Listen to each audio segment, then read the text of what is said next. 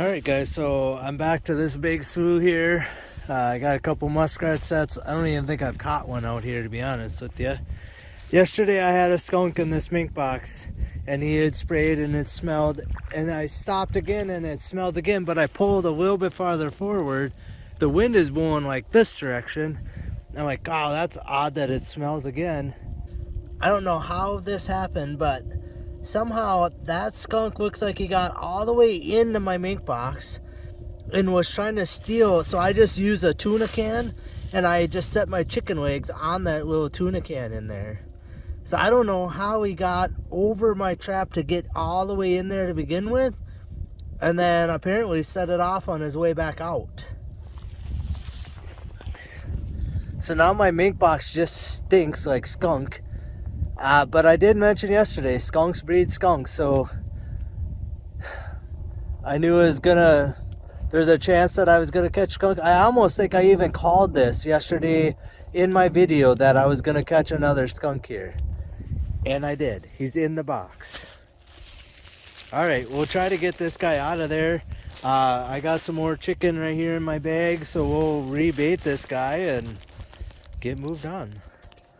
Alright guys, so I'm in this guy's yard. He's got this chicken coop here, and I think I told you a little bit about it the other day, but a mink got in there and killed these chickens. They killed some in this part of the chicken coop, and then there's like two halves, so this half can go this way and then these can come out this side, and he had killed 4 over in this side probably 4 days ago now, 5 days ago maybe.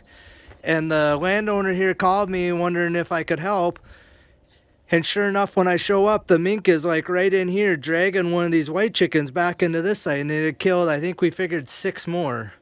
So what I did is I've been monkeying around every day. So a couple spots like right here, and then right here, and then over this way, it looked like he had been going through. You can kind of see like he's strong enough, he actually bent the wire.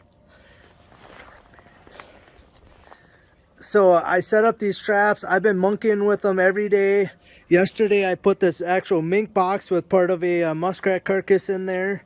I had it right here the night before with like a foothold here and a foothold here, with the box like setting like it is, so kind of the top of the box sticking out.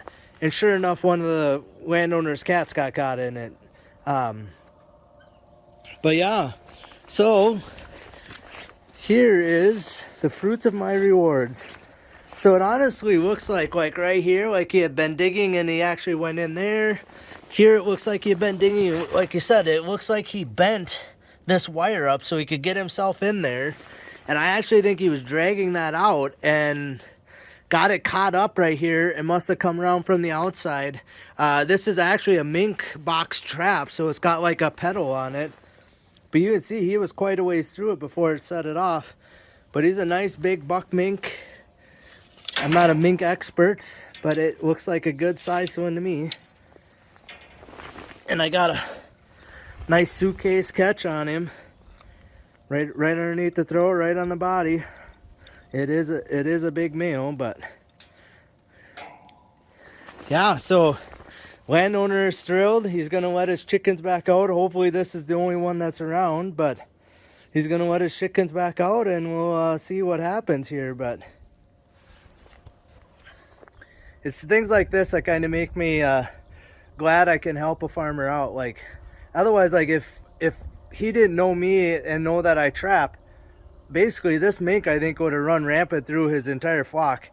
I think it's killed about a third or a good quarter of his flock the way it was. So he doesn't have that many chickens to begin with, and it killed 10 of them. So all right, success. So that makes number 4 for me for this year, and that's the most mink I've ever caught in a season as well. So I can't do much else this year. I can't catch a lot of everything else, but I can at least put the hammer down on a few minks. So now I just wish I could catch one in a mink box. But All right, guys, so we're back at home here. I got my camera, so now I can do a little filming for you. We're gonna go do a little rundown of today's catch.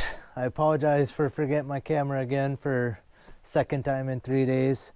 Hopefully my phone footage turned out on the few of the catches that I showed you. We'll go through each animal and I'll kind of explain maybe where I caught some of them. Whether or not you guys will be able to tell which ones those were or not. But this morning right away, I had this coyote. He was caught next to where I caught the coyote the other day in the badger set. This was in the queen set that had been messed with the other day. And he was in that one, or in the set that wasn't the badger set. He was in the other one. Real nice looking coyote. He's nice looking, he's nicely furred. The color I can't do anything about. That's just this is our typical color. He may be a little bit browner than our normal one, but he's about an average coyote for my area. So, but yeah, they seem to be furring up nice. He's just got just a handful of like little burrs in him, so I'm not too worried about that.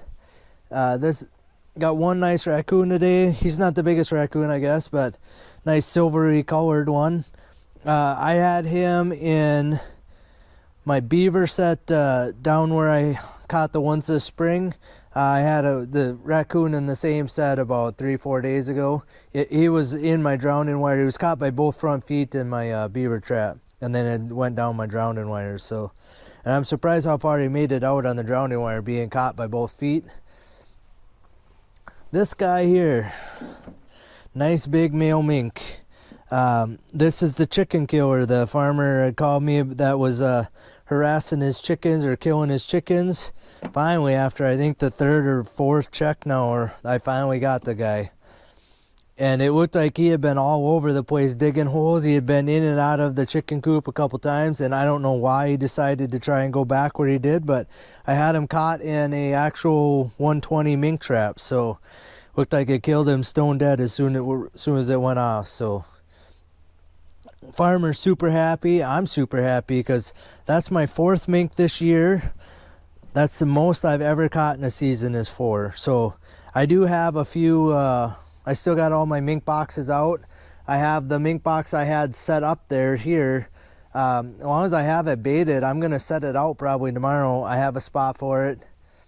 I only ended up with just 4 muskrats today. So not the greatest catch. I kind of think my catch on muskrat's going to keep dwindling down a little bit kind of as we go. I picked up 4 muskrat sets today in spots that hadn't been catching. One of these was actually in one of those sets. The 2 sets that I pulled them because I got to walk like 20 feet out in this slough just to see whether or not they're set or not. And I don't know, I haven't been catching anything. I couldn't get them out as far as I wanted beyond like all the cattails. So I didn't figure I was going to catch anything, and today I happened to catch something, but I ended up pulling them anyway. And then another one, the little slough, I don't think there's any muskrats in. I just had a couple literally right next to the road. Nothing's messed with them the entire time, so I don't think there's actually any muskrats in there. The only reason why I put them there is I literally have to drive by there every day anyway.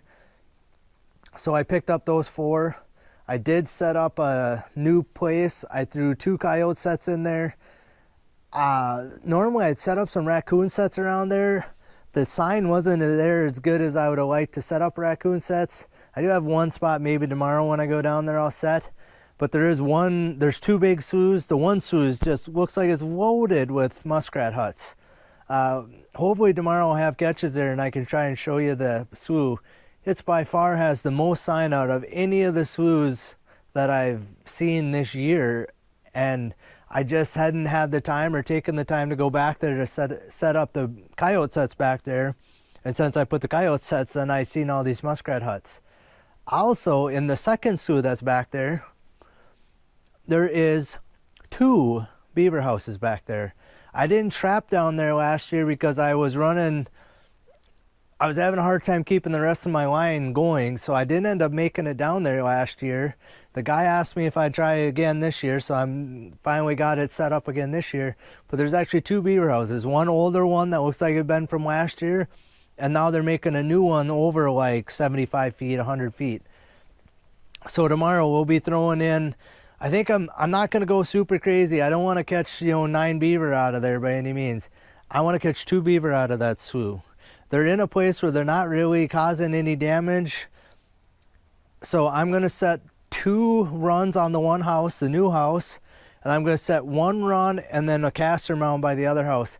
Part of the trouble is like the trees are like hanging over. There's some willow trees knocked down and they're hanging out in the water kind of right on top of the beaver houses. They kind of built their house up against these trees. And I can't get like around them very good. I don't want to tear holes in my waders or anything like that. So I'm going to have to be a little cautious getting around them to get them set up. So I actually think there's 3 runs into each house. I'm only going to set 2 on the one on the other, and then hopefully 1 foothold with a caster mound. Hopefully, like I said, I want to catch 2 beaver out of there. Hopefully maybe I got them both caught the first night, and then I'm literally going to pull them out of there. So I'm going to probably drop that mink box right by those 2 beaver houses, because beaver houses seem to attract every animal around. Mink, muskrat, raccoons. Even I've seen coyote tracks on top of or around beaver houses. So they're like a highway for the animal world. So like I said, I'm going to set them up. If I catch my 2 beaver tomorrow, or I'm going to set it tomorrow. If I catch 2 the next day, we're going to pull out of there. I'm probably only going to have sets today's Monday until Thursday anyway. So 2, maybe 3 checks is all I'm going to probably do on them, because the weather's supposed to turn on me here, and I'll probably be done muskrat trapping probably Thursday as well. Thursday, actually, I am going to be done muskrat trapping. I'm going to pull the entire line. I think it's actually going to be snowing, or they're talking snow. So we're going to give up on the muskrat trapping. I would love to keep picking a few off every day to maybe make it to my 100. I think I'm right about 60 right now. So we probably ain't going to make the 100 by Thursday unless those new... Oh, I did put in 4 more sets, muskrat sets in another slough. I've been driving by every day. There's a couple huts right by the road, so I dropped 4 in there today. We never know, out of those 12 new ones, if a guy has 4 or 5 in there, plus the 5 I've been catching roughly average every day, that's 10 a day. So, yeah, and we'll see like the new places I set up. If I do catch a bunch tomorrow, I may drop in a few extra sets, because I'm only going to be checking them for a handful of days here, like 3-4 days is it. So I feel like I can probably add a few sets.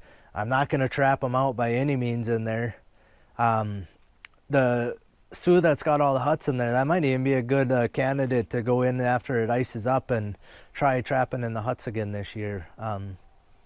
So I don't know if I'll do that or not. We're going to play that kind of by ear.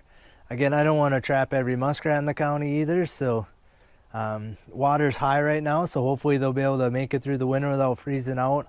Getting rid of some of the mink around the country should help that as well. I did see another live mink today. I was checking... I had the muskrat chewed up yesterday by a mink. The nose was chewed up. In that same slough on the other end of it, I seen a mink run across the road right by me. So hopefully he comes back and I get him caught in my mink box too. I'd like to get rid of him too. But lastly, I got the skunk pile over here. I caught 5 skunks today. 5 in one day. It's the most I've caught this season, possibly even ever, in one day. I had 1 in a coyote set, I had 2 in 220 trail sets, and I had 2 in my mink boxes.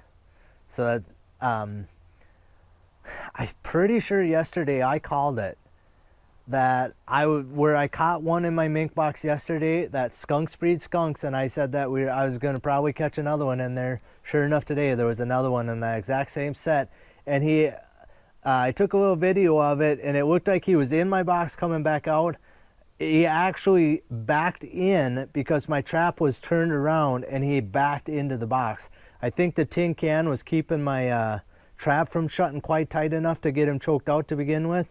He was dead in the box, but he had backed himself into the box and just looked like he just was in the box when the trap went off. So, but the trap was turned around 180 degrees from what it should have been in there. So All right, I think that's about it. So yeah, tomorrow or maybe even after I get done skinning tonight, we're gonna load up some beaver gear. And when I put those beaver sets in, I'll probably drop a few muskrat sets right there, because like I said, if I'm out in the water puddling, checking beaver sets, I might as well have a couple muskrat sets out there, even if it's only for a day or two. If I catch 1 or 2 muskrats, it's more than worth the effort to put it out there. I have all the bait already, so it's going to go to waste if I don't set more sets with it. So yeah, I think that's everything. Like I said, it was a pretty decent day on the line. I did get out some extra sets today.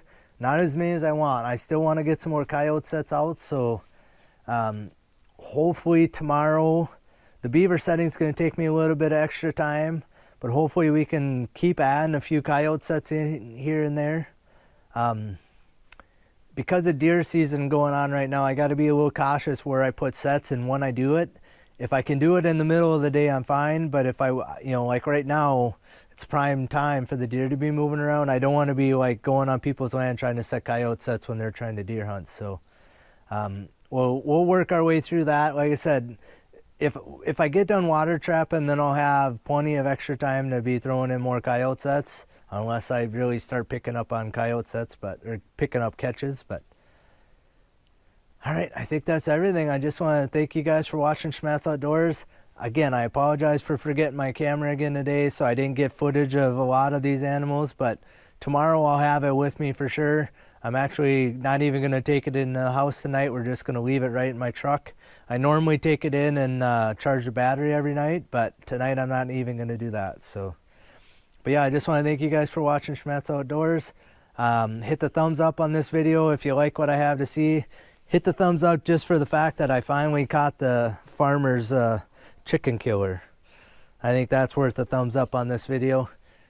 And yeah, we'll see you out on the line tomorrow.